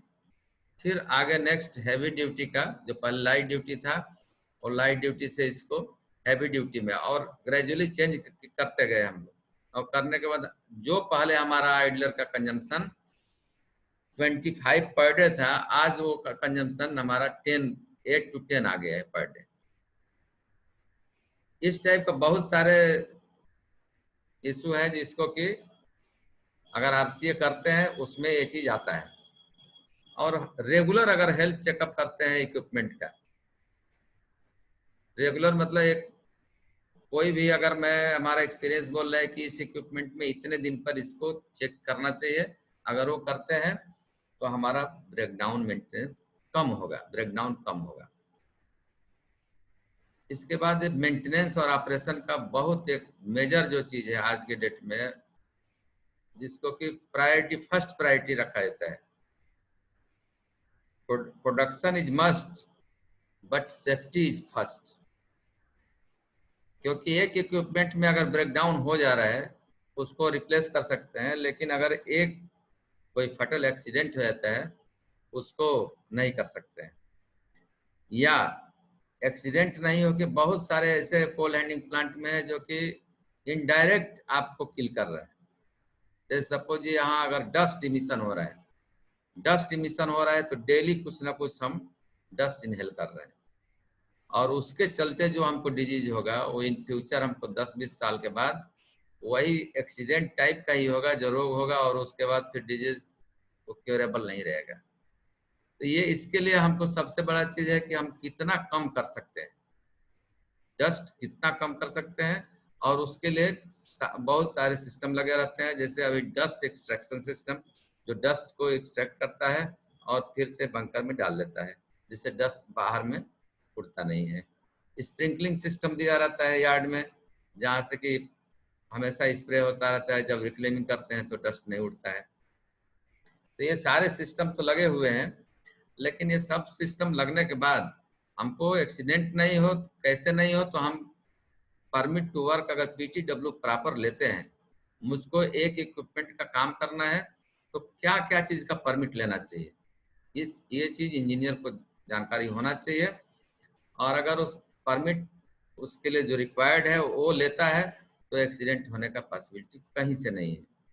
फिर मैं जो हमारा पीपीज है, अगर हेलमेट, शूज, नोज मास्क सारे चीज लगाते हैं तो भी हमारा बहुत सारे एक्सीडेंट जो होने का पॉसिबिलिटी है उसको रोक सकते हैं। ये तो रहा पर्सनल, लेकिन अगर और जो देखा गया है कि एक्सीडेंट का क्या रीजन है, तो जो लिफ्टिंग टूल्स टेकल्स एक बहुत मेजर आता है। क्यों मेजर आता है? क्योंकि ये रेगुलर यूज नहीं है इसका, लिफ्टिंग टूल्स टेकल्स का। कभी महीना में या 15 दिन में या 2 महीना में कभी यूज इसका होता है जब ब्रेकडाउन हुआ, और उस समय जब इसका मेंटेनेंस सही नहीं रहता है, टेस्टिंग नहीं हुआ रहता है, और उस समय में जब हम लोग उठाते हैं तो उसका पॉसिबिलिटी है कहीं उसका फेल्योर हो जाए। अब फेल्योर होने के बाद एक्सीडेंट ही होता है। तो इसलिए टेस्टिंग हर इक्विपमेंट का टाइम टू टाइम जब भी उसका शेड्यूल बनाए उसके अकॉर्डिंग उसको टेस्ट करते रहना चाहिए, लोड टेस्ट। उसके बाद जो हमारा वायर रोप है ये बहुत वाइटल है, क्योंकि वायर रोप का एक भी कहीं कट एक्सीडेंट का रिस्पॉन्सिबल हो सकता है। इसलिए हमेशा वायर रोप को विजुअल चेकअप तो करना ही चाहिए, प्लस टेस्टिंग भी करना चाहिए, लोड टेस्ट। सेफ्टी बेल्ट जो हमारे वर्कर्स या कोई भी लगाते हैं, खाली सेफ्टी बेल्ट पहन लेने से सेफ्टी नहीं होता है।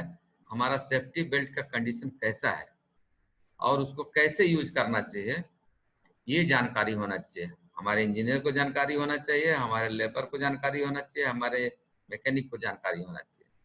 और ये सारे चीज को जानकारी करने के लिए हमारा जो टेक्निकल नॉलेज या सेफ्टी से रिलेटेड जो भी है, ये सबके लिए क्या नीड है एक इंजीनियर का, क्या नीड है एक मैनेजर का, क्या नीड है एक फिटर का, उसको आइडेंटिफाई होना चाहिए कि इसको किस लिए, कि क्या इसमें कमी है जिसको कि मैं अगर ट्रेनिंग दूं जिससे ये आगे काम भी कर सके, इफिशिएंट काम भी कर सके और कोई अनसेफ काम ना हो। तो इसलिए उसका आइडेंटिफाई होना चाहिए क्या क्या चीज का ट्रेनिंग। कोई भी काम बिना सेफ्टी के, बिना सेफ्टी बेल्ट के नहीं होना चाहिए। काम भले डिले हो लेकिन सेफ्टी बेल्ट के साथ हो। अगर कोई एक्सीडेंट नहीं होता है तो ही हमारा सक्सेस इस प्लांट में या किसी इंडस्ट्री में है। एक अलाइनमेंट ऑफ ड्राइव्स, अलाइनमेंट तो आप लोग सुने हैं। अलाइनमेंट क्या है? अलाइनमेंट यही है कि कोई किसी चीज का एक्सिस एक लाइन में अगर रहे, 0-0 में रहे, तो मशीन का लाइफ ज्यादा रहता है। मशीन का लाइफ का मीन्स उसके अंदर जो भी पार्ट लगे हैं उसका लाइफ ज्यादा रहता है। अब दो टाइप का बेसिकली होता है मिस अलाइनमेंट, एक पैरेलल जिसको कि रेडियल बोलते हैं, एक एंगुलर होता है, और जहां ये दोनों रहता है उसको कॉम्बिनेशन मिस अलाइनमेंट बोलते हैं। इसको करने के लिए वीडियो तो एक था मेरे पास लेकिन फिर वीडियो नहीं दिखाई, लेकिन इसको करने के लिए डायल गेज का एक आता है सेट। डायल गेज को अगर इस पे लगाते हैं और पैरेलल मिस अलाइनमेंट को करेक्ट करते हैं, एंगुलर मिस अलाइनमेंट को करेक्ट करते हैं, और सबका कोई भी 0 में नहीं हो सकता है, सबका एक लिमिट होता है, अलाउएबल लिमिट। लेकिन अलाउएबल लिमिट का मतलब ये नहीं है कि उसका मैक्सिमम मैं ले जाऊंगा। उसको जितना 0 के करीब ला सकता हूं उसको लाना चाहिए, तभी वो इक्विपमेंट का लाइफ बढ़ सकता है। और लाइफ बढ़ेगा तो हमारा इफिशिएंट मेंटेनेंस होगा, कास्ट कम होगा। कास्ट कम होगा तो ही किसी कंपनी का, तो ही कोई कंपनी ज्यादा सक्सेस हो सकता है। अब एक तो यह हुआ कि ब्रेकडाउन हटाना है, दूसरा ब्रेकडाउन मेंटेनेंस टाइम घटाना है। कोई इक्विपमेंट ब्रेकडाउन हो गया तो कितना जल्दी रीइंस्टेट हो सकता है ये जरूरी है। ये नहीं है कि आज ब्रेकडाउन हो गया तो मैं 1 दिन का काम उसको 3 दिन में कर रहा हूँ। 3 दिन में करने से क्या होगा कि हमारा सिस्टम का अवेलेबिलिटी कम रहेगा और हमारा प्लांट जो रिक्वायर्ड है, अगर प्लांट को मैं कोयला मुझको 10,000 या 20,000 पर डे देना है उतना उसको नहीं दे पाऊंगा और प्रोडक्शन जितना होना चाहिए वो नहीं हो पाएगा। तो इसके लिए क्या क्या चीज होना चाहिए? तो टीएनपी जो टूल्स एंड टेकल्स है हमारा, वो सारे का रेगुलर पीरियडिक चेकिंग होना चाहिए, क्योंकि वो डेली यूज का नहीं है। डेली यूज का नहीं है, मैं जब जाऊंगा मेंटेनेंस के लिए तो पता चल रहा है कि लिफ्टिंग टूल्स टेकल्स तो चल नहीं रहा है। इलेक्ट्रिकल के आदमी को बुलाओ, वो आएगा और ऐसा करते टाइम किल होता है। जो पावर पॉइंट दिया रहता है, पावर सप्लाई दिया रहता है वेल्डिंग करने के लिए या अदर्स के लिए, उसका हमेशा टाइम टू टाइम चेकिंग होना चाहिए ताकि वहां जैसे जाए तो पावर मुझको मिले। Tool box stock, tool box stock क्या होता है? जब भी कोई चीज काम करने के लिए मैं दे रहा हूँ अपने फीचर को, तो उसको पूरा उस काम के बारे में बताऊंगा। इस काम को करने के लिए क्या क्या चेक लिस्ट होना चाहिए, क्या क्या चेक करना चाहिए, क्या क्या सेफ्टी होना चाहिए और कौन कौन से टूल्स इसमें लगेंगे, ताकि वो जब भी जाए तो एक बार जाए तो उसको दोबारा फिर रिटर्न ना होना पड़े टूल के लिए। अदरवाइज एक छोटा सा टूल लेने के लिए 2 घंटा और 1 घंटा लगेगा। हमारे पास जो स्पेयर है उसका इन्वेंट्री है कि नहीं है, ये इंश्योर करना चाहिए। अदरवाइज मेरा ब्रेकडाउन हुआ, मेरे पास स्पेयर नहीं है, मैं स्पेयर के लिए वेट कर रहा हूँ। वो अगर स्पेयर हमारे पास अवेलेबिलिटी है स्पेयर का, तो हमारा मेंटेनेंस टाइम कम हो सकता है। उसका रिकॉर्ड अगर रखता हूँ, इक्विपमेंट का हिस्ट्री रखता हूँ, तो फिर उस हिसाब से उसका मेंटेनेंस करने का अरेंजमेंट रख सकते हैं। तो इसलिए रिकॉर्ड कीपिंग और इक्विपमेंट का हिस्ट्री रखना बहुत जरूरी है। और हर एक ब्रेकडाउन जितना इमेजिन कर सकते हैं, जितना एक्सपीरियंस किए हैं, उसका प्री अरेंजमेंट रखना चाहिए ताकि तुरंत ब्रेकडाउन हुआ तो उसके लिए सारा सिस्टम अवेलेबल है और तुरंत कर दिए। सपोज जैसे सीसीपीसी का अगर एक बेल्ट हमारा कहीं फट गया और उसको रिप्लेस करना है तो कैसे करेंगे? ये स्लाइड दिख रहा है। Yes sir. देखिए ये सीसीपीसी का एक अरेंजमेंट किया हुआ है ऑलरेडी, जिसमें कि बेल्ट रिप्लेसमेंट का अरेंजमेंट दिया हुआ है और ये लगा हुआ है सिस्टम। अगर इस सिस्टम को सपोज मान लीजिए, एक इमेजिन करिए कि सिस्टम नहीं लगा है तो हमारा क्या होगा? इस सिस्टम को लगाने में 10 दिन लगेंगे मिनिमम।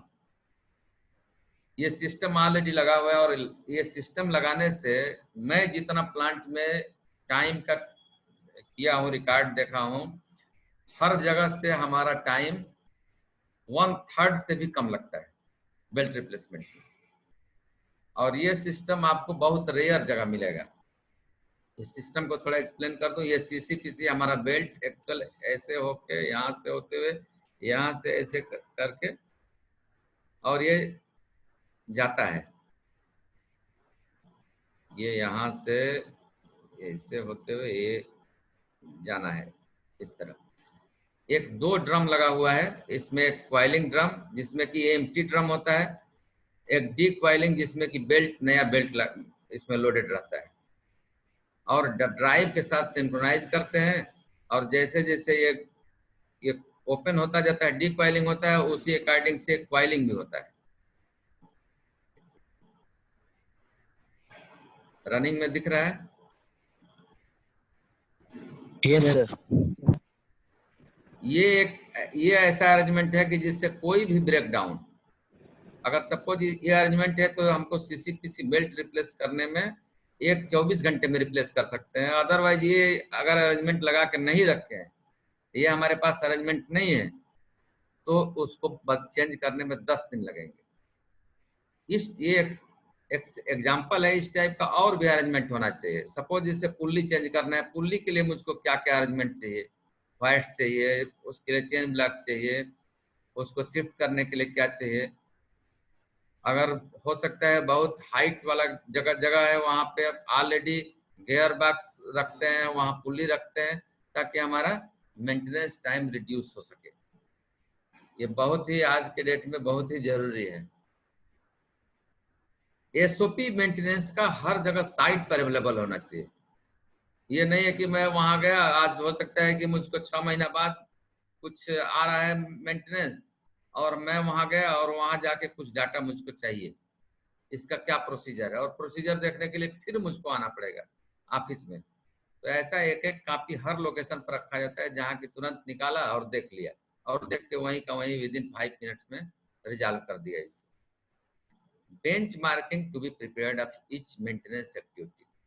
सपोज मान लीजिए मैं कोई मेंटेनेंस कर रहा हूँ और समझ रहा हूँ कि मैं तो सबसे बेस्ट हूँ, लेकिन बेस्ट कोई नहीं होता है। ये हो सकता है कि एक आज मैं यहाँ काम कर रहा हूँ, हो सकता है कि दूसरे जगह इसको और अच्छे से लोग कर रहे हैं। तो हमको हर एक प्लांट का टाइम करना चाहिए, पता करना चाहिए कि बेल्ट रिप्लेसमेंट में, सपोज एक एग्जांपल लूं बेल्ट रिप्लेस का, तो बेल्ट रिप्लेसमेंट में हमारे यहाँ क्या टाइम लग रहा है, बेल्ट रिप्लेसमेंट का एनटीपीसी के किसी प्लांट में कितना टाइम लग रहा है, डीबी पावर में बेल्ट रिप्लेसमेंट का टाइम कितना लग रहा है, ये सारे चीज को करके और मुझको देखना चाहिए कि मेरा टाइम कितना लग रहा है, और अगर उनसे कम है तो मुझको और भी एक एक छोटा छोटा एक्टिविटी बनाना चाहिए, जिससे कि मैं देख सकूं कि मेरे यहाँ और क्या टाइम रिड्यूस कर सकते हैं। अगर हर एक एक्टिविटी को, एक छोटा छोटा एक्टिविटी को अगर आइडेंटिफाई कर लें, लिख लें और उसका आगे टाइम करें, फिर उसके आगे लिखें कि इसमें जैसे मेंटेनेंस ब्रेकडाउन मेंटेनेंस हो रहा है उस समय लिखते जाए कि इसमें क्या क्या प्रॉब्लम आया, और नेक्स्ट टाइम जब भी मेंटेनेंस करने जाएं तो सारे इशू को रिजॉल्व करके जाएं, ताकि हमारा मेंटेनेंस मीन टाइम मेरा कम हो सके। ये एक मेंटेनेंस इंजीनियर के लिए बहुत ही वाइटल चीज है, स्लाइड है, और ये करना चाहिए। एक फ्रेश इंजीनियर और एक जो एक्सपीरियंस इंजीनियर में यही डिफरेंस है कि वो सारे चीजें अगर करके रखा है, तो फ्रेश इंजीनियर जो आएगा उसको ये सारे एसओपी रहेंगे, सारे टूल बॉक्स स्टॉक अगर होते रहेंगे, सारा चीज चेकिंग देखेगा, तो हमारा कोई भी जो यंग इंजीनियर आता है उसको कहीं से भी कोई भी प्रॉब्लम नहीं होगा। वो एक्सपीरियंस इंजीनियर के साथ कंधा से कंधा मिला के चल सकता है, कोई भी इशू नहीं होगा। अगर ये सब सारा चीज छिपा के रखे रहेंगे और वो एक नया इंजीनियर आता है और वो इस इंजीनियर को न एसओपी पता रहेगा, न हिस्ट्री पता रहेगा, जो कि हिस्ट्री मेंटेन नहीं करते हैं, और वो घूमता रहेगा, मतलब कि वो भी अपना 5 साल टाइम एक्सपीरियंस लेने में कंज्यूम किया।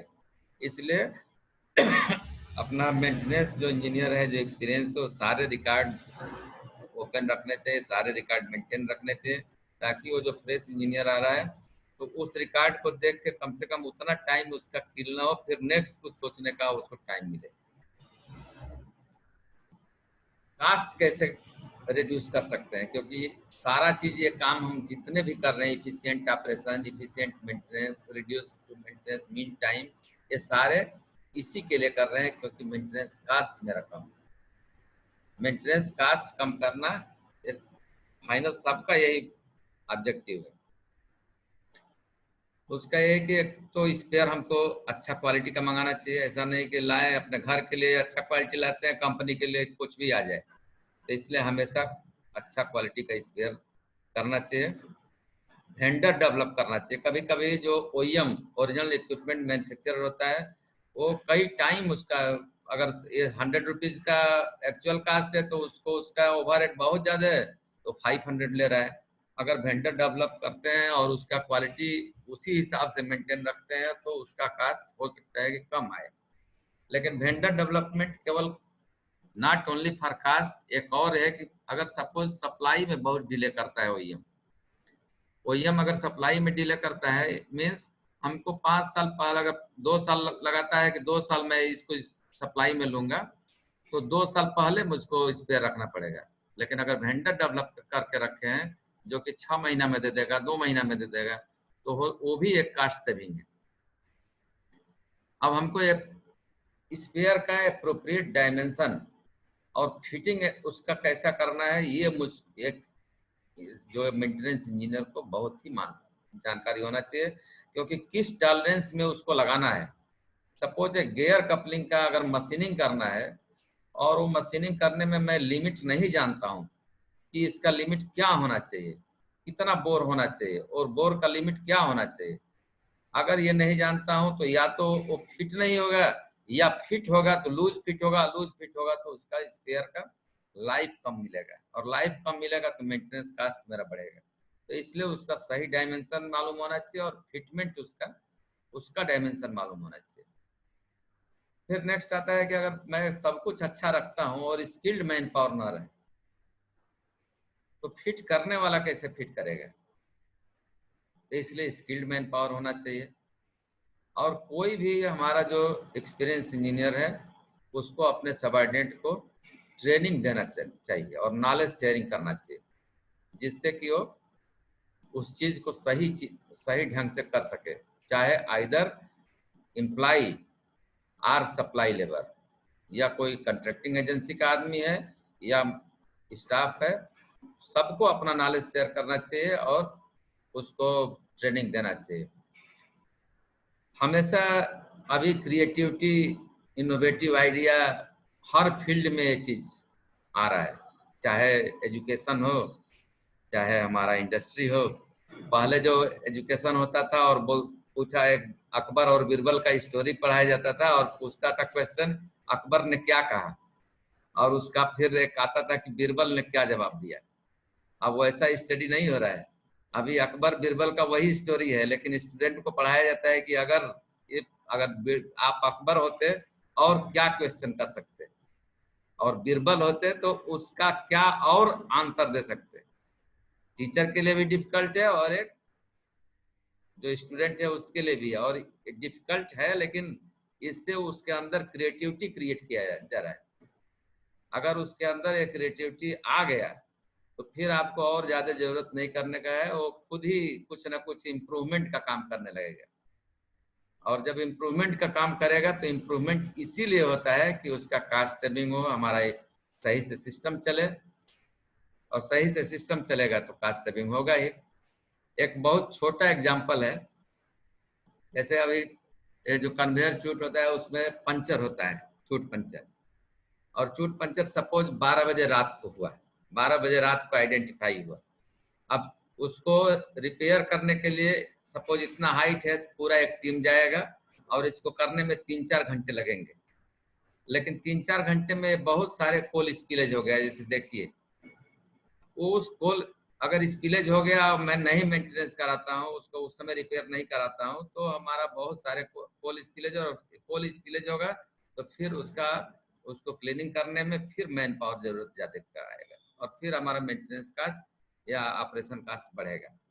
एक मैग्नेट का ये CHP इनसाइड में ऐसा देखा है कि एक मैग्नेट रखा हुआ है, अगर ये कहीं किसी जगह पर किसी टाइम हुआ, और जैसे ऑपरेशन इंजीनियर ने बताया कि ये हमारा यहाँ हो रहा है, पंचर हो गया, वो जाएगा यहाँ मैग्नेट को लगा देगा और मैग्नेट यहाँ काम करना शुरू कर देगा। वो उस समय लीकेज रुक गया और सुबह डिफेक्ट रेज किया, सुबह मेंटेनेंस का इंजीनियर प्लानिंग के साथ गया और उस काम को कर दिया। इसमें क्या, इससे क्रिएटिव आइडिया और कुछ नहीं है। क्रिएटिव आइडिया का एक बहुत बेस्ट एग्जांपल है, छोटा चीज मैग्नेट है, लेकिन ये एक बड़ा काम कर रहा है। एक कि जो हमारा 12 बजे रात को सारे आदमी को अरेंज करता, उसको वहां रिपेयर कराता, या स्पिलेज होने देता, दोनों में एक काम तो होता ही, तो दोनों में एक, दोनों काम को रोक दे रहा है, एक कास्ट इससे बच रहा है। ये इम्प्रूवमेंट, ये एक हम यहाँ पे CHP इनसाइड में एक RBF है, रिवर्सेबल बेल्ट फीडर, और ये पहले कैसा था कि यहाँ ड्राइव इंड है, टेल इंड है, और इसमें स्क्रू टेकअप था। स्क्रू टेकअप जो छोटे बेल्ट रहते हैं,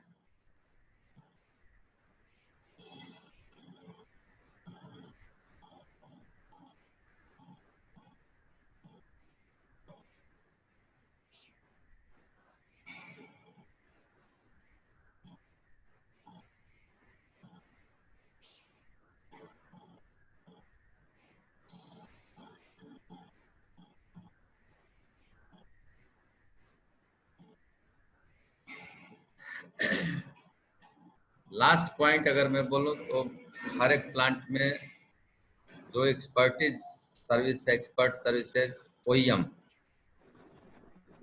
इसको क्यों रखते हैं, क्यों एक्सपर्ट सर्विस OEM के आदमी को बुलाते हैं? इसलिए कि वो रेगुलर वो काम करता है, और प्लांट के आदमी को किसी किसी समय बहुत रेयर आता है जरूरत, तो जनरली प्लांट का आदमी उतना एक्सपर्ट नहीं हो पाता है जितना कि OEM का आदमी, क्योंकि वो कंटिन्यूअस डेली का डेली उसी सिस्टम को देखना है। आज जिंदल पावर में सिस्टम देखा और कल दूसरे जगह वही सिस्टम देखा, तो जितना रिड्यूस, अगर hiring of expert services, OEM का सर्विसेज जितना रिड्यूस करेंगे और जितना अपने आदमी को डेवलप करेंगे, उतना ही हमारा मेंटेनेंस कास्ट घटेगा। और आप लोगों को मालूम होना चाहिए एक्सपर्ट सर्विसेज का पर डे का cost minimum 20,000 rupees, to and fro extra.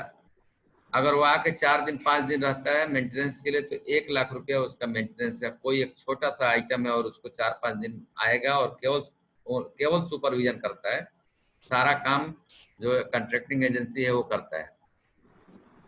तो ये मेंटेनेंस कास्ट कम करने का एक बहुत पॉइंट है कि अगर मैं अपने आदमी को ट्रेंड करूं, अपने आदमी को ट्रेनिंग दूं या ओईएम से ट्रेनिंग दिलवाऊं तो एक बार कास्ट आएगा, लेकिन उसके बाद ग्रेजुअली हम लोग करते रहेंगे। आज पहले यही सीएचपी इनसाइट में गियर बॉक्स का रिपेयर करता था ओईएम, आज के डेट में गियर बॉक्स का रिपेयर करता है डिपार्टमेंट।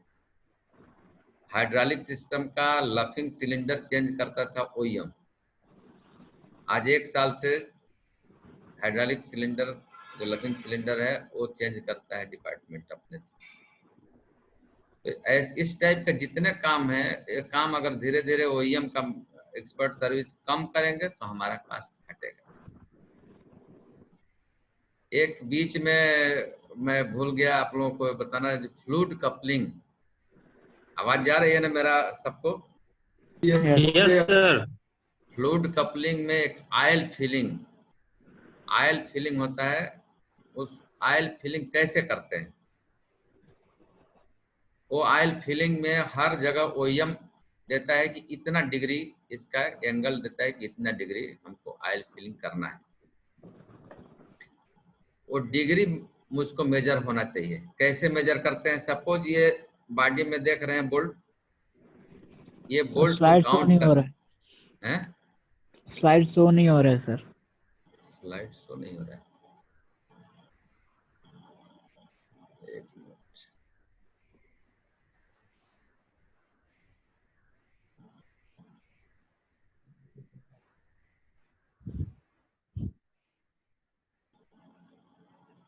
अब हुआ? Yes sir.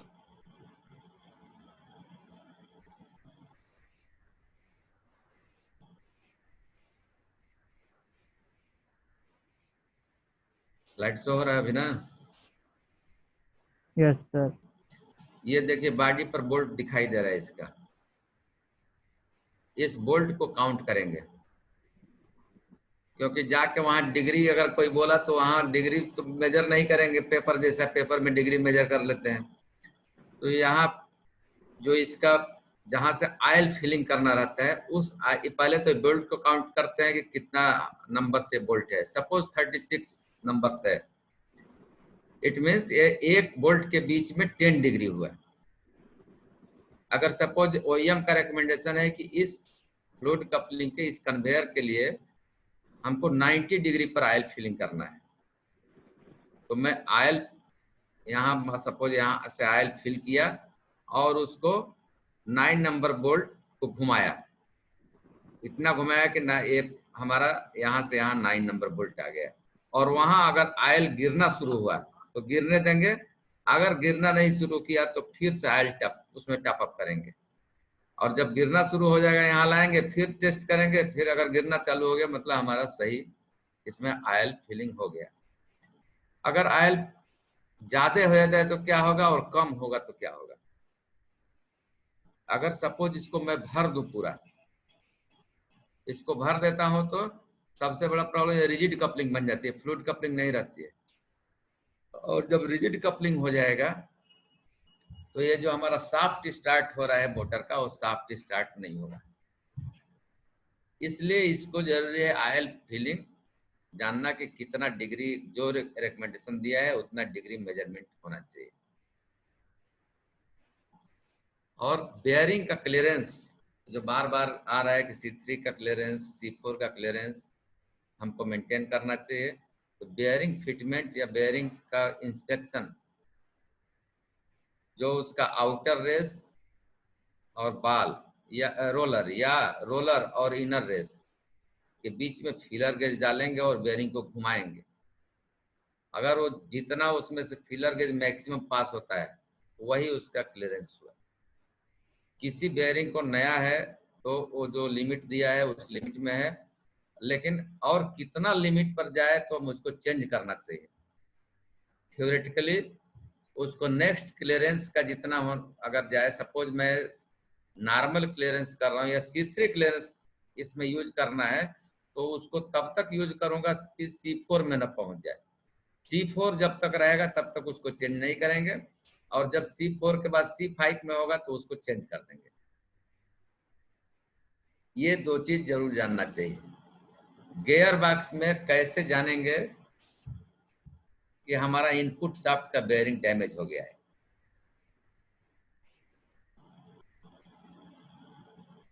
इनपुट शाफ्ट का बेयरिंग हमारा कैसे डैमेज हुआ है, कैसे जानेंगे कि हाँ चेंज करने लायक हो गया है?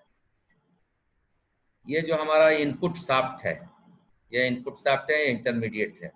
इनपुट शाफ्ट के पीछे डायल गेज लगाएंगे और डायल गेज लगा के और उसको पुल करेंगे, पीछे पुल करेंगे, और उसका लिमिट रहता है ओईएम का जो रिकमेंडेशन रहता है उसमें कितना एक्सियल फ्लोट होना चाहिए, वही एक्सियल फ्लोट इसमें मेजर करना है।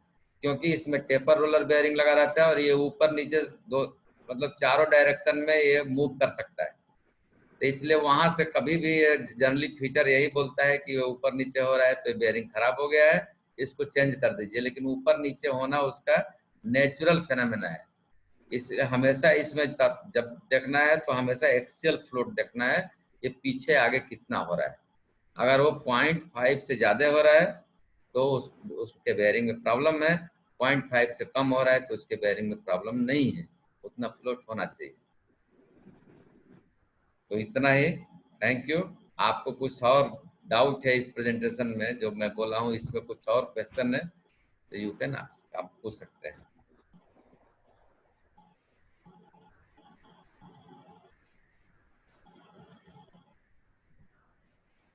No sir. वीडियो नहीं दिखाने का, सॉरी सर वीडियो सर देखिए ना सर, ट्राई कीजिए ना चलाने का एक बार नहीं, लास्ट टाइम। बोलिए कैसे चलेगा? स्लाइड शेयर में होता होगा ना सर, स्लाइड में वीडियो। स्लाइड में तो मैं हाइपर लिंक किया हूँ। अच्छा, अलग से होगा ना वीडियो सर अलग से है। डेस्कटॉप पे? हाँ, सर अलग अगर से कन्वेयर बेल्ट में जो कोल हम ट्रांसफर करते रहते हैं, जी बोलिए। हेलो हाँ बोलिए। सर, उसमें अगर कोल के साथ अगर हमारा ग्रेड्स या फिर स्टोन आ जाता है तो उसको डिटेक्ट कैसे करते हैं? नहीं, स्टोन आ जाता है तो उसको डिटेक्ट नहीं करते हैं। तो उसको डिटेक्ट ही नहीं करते? उसको क्या बोलते हैं, मतलब उसको स्टोन को हम्म, जनरली ऐसे बड़ा स्टोन किसी किसी जगह स्टोन पिकर्स लगे रहते हैं, आदमी जो स्टोन को पिक करता है, लेकिन वो बहुत ही अनसेफ प्रोसीजर है और जनरली हर एक प्लांट में नहीं होता है। तो स्टोन को सेग्रीगेशन जो कर रहे हैं आप यार्ड में कर सकते हैं या क्रशर से पहले कर सकते हैं, या क्रशर में वो क्रश हो जाता है, बहुत हार्ड रहेगा तो क्रशर से बाहर आएगा, लेकिन नहीं जनरली नहीं आता है बाहर क्रशर से। Okay sir. सर अगर हमारा कन्वेयर बेल्ट कभी भी कहीं पे भी टूट जाता है तो उसको डिटेक्शन ऑटोमेटिकली क्या दिखता है क्या मॉनिटर पे? डिडक्शन जैसे टूटेगा हम्म तो इसमें एक जीरो जेडएसएस लगा रहता है, zero speed switch. Hmm zero speed switch generally tail end में लगा रहता है। टूटने का मतलब ये हुआ कि वो मूवमेंट बंद हो जाएगा। जैसे मूवमेंट बंद होगा तो जेडएसएस के चलते वो ड्राइव को ट्रिप कर देगा, तो वो ऑटोमेटिक बंद हो जाएगा।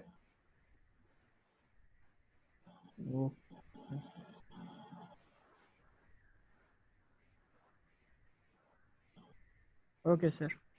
और कुछ और कुछ मेंटेनेंस से रिलेटेड?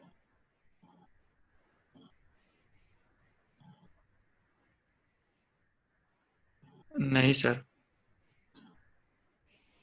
कोई डाउट अगर सीएचपी का आता है मैं नंबर अपना शेयर करना चाह रहा हूँ। Yes sir.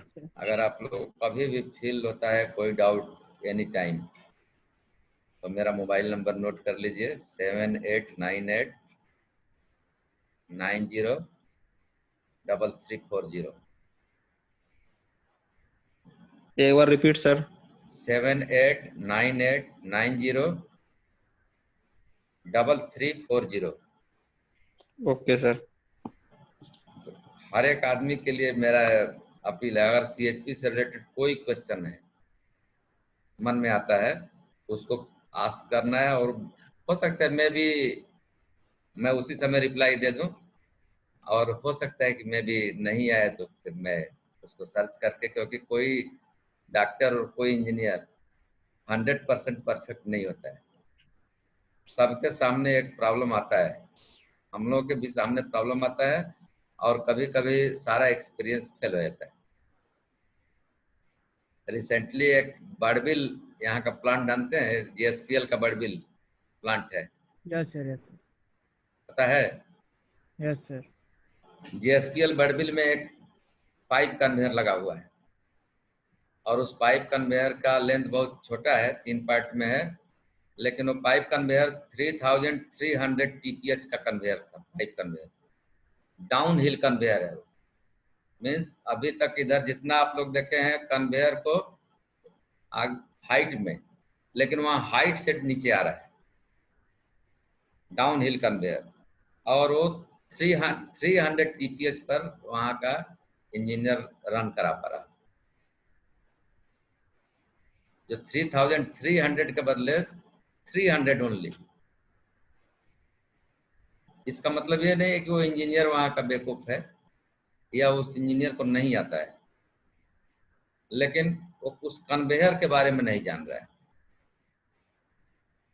और 6 इयर्स वो बंद था, 6 ईयर के बाद चालू हुआ, और यहीं का टीम हम लोग जाके उसको 2000 करके आए, और फिर से उसको अगेन अभी आइडलर चेंज होगा लॉकडाउन के बाद, तो फिर टीम जाएगा, उसको हम प्लानिंग है कि 2500 TPS करें।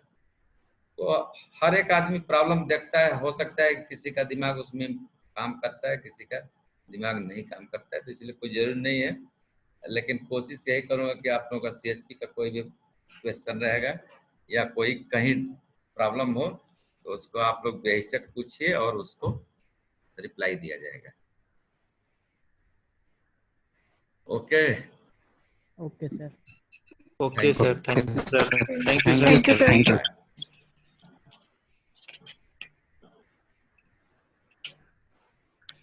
सर ये स्लाइड शेयर कर दीजिएगा सर, अनुपम सर को।